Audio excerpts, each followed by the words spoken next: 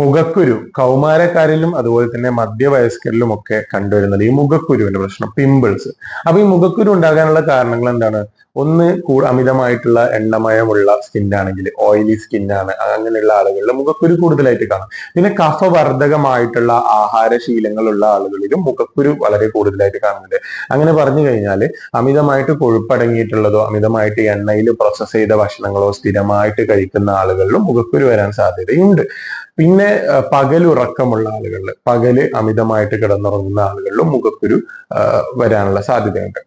അപ്പോൾ മറ്റു കാരണങ്ങൾ എന്താണെന്ന് വെച്ച് കഴിഞ്ഞാൽ, ഇപ്പൊ സ്ത്രീകളിലാണെന്നുണ്ടെങ്കിൽ PCOD-യുടെ പ്രശ്നങ്ങളോ അതുപോലെ തന്നെ തൈറോയിഡിന്റെ പ്രശ്നങ്ങളോ ഒക്കെ ഉള്ളവരിൽ മുഖക്കുരു കണ്ടുവരുന്നുണ്ട്. അപ്പൊ ഇങ്ങനെയുള്ള ഹോർമോൺ ഇംബാലൻസ് കൊണ്ടും ഹോർമോണിന്റെ വ്യതിയാനങ്ങളെ കൊണ്ടും ഒക്കെ ഈ മുഖക്കുരു വരാൻ സാധ്യതയുണ്ട്. അപ്പോൾ നമുക്ക് ഇനി അടുത്ത് നോക്കാം, ഇത് എങ്ങനെയാണ്, ഇതിന് ആയുർവേദത്തിൽ എന്താണ് പരിഹാരം എന്ന്. ആയുർവേദത്തിൽ ഇപ്പോൾ നമുക്ക് പഞ്ചകർമ്മ ചികിത്സാ രീതികളിൽ പെട്ട നസ്യം, വമനം, അതുപോലെ തന്നെ രക്തമോഷണം, ഇത് വളരെ നല്ല ചികിത്സാ രീതിയാണ്. അപ്പോൾ അതിനെക്കുറിച്ച് കൂടുതലായിട്ട് അറിയാൻ നിങ്ങൾക്ക് നമ്മളെ കോണ്ടാക്ട് ചെയ്യാവുന്നതാണ്. അതുപോലെ തന്നെ മുഖത്ത് ചെയ്യുന്ന ലേപനം പോലെയുള്ള മറ്റു ട്രീറ്റ്മെന്റുകൾ, ലേപനം മാത്രമല്ല മറ്റു ഒട്ടനേകം ചികിത്സാ രീതികൾ ആയുർവേദത്തിലുണ്ട് ഈ ഒരു പിമ്പിൾസിന്. അപ്പൊ അത് ഓരോരുത്തരുടെയും പ്രകൃതി നോക്കിയിട്ട് അവരുടെ സ്കിന്ന് ഒക്കെ ഒന്ന് അസസ് ചെയ്തതിന് ശേഷമൊക്കെയാണ് നമ്മൾ ഈ ട്രീറ്റ്മെന്റ് ചെയ്യുന്നത്. അപ്പോൾ അത് അങ്ങനെയാണ്. ഇനി നമുക്കിതിൽ ഹോം റെമഡീസ് ആയിട്ട് ചെയ്യാൻ പറ്റുന്ന കാര്യങ്ങൾ എന്ന് വെച്ച് കഴിഞ്ഞാൽ, ഇപ്പൊ പച്ചമഞ്ഞൾ ഉപയോഗിക്കുന്നുണ്ട്, പച്ചമഞ്ഞൾ ഉപയോഗിക്കാം. അതുപോലെ തന്നെ ആര്യവേപ്പിന്റെ അരച്ചെടുത്തിട്ട് പേസ്റ്റ് ഉപയോഗിക്കാം. അപ്പോൾ ഈ പച്ചമഞ്ഞളും ആര്യവേപ്പ് അരച്ചതും തുളസി നീരിൽ ചാലിച്ചിട്ട് അപ്ലൈ ചെയ്ത് കൊടുക്കാം, മുഖക്കുരുവിന്റെ മുകളിൽ അപ്ലൈ ചെയ്ത് കൊടുക്കാം. അത് മുഖക്കുരു കുറഞ്ഞു വരാൻ വളരെയേറെ സഹായിക്കുന്ന ഒന്നാണ്.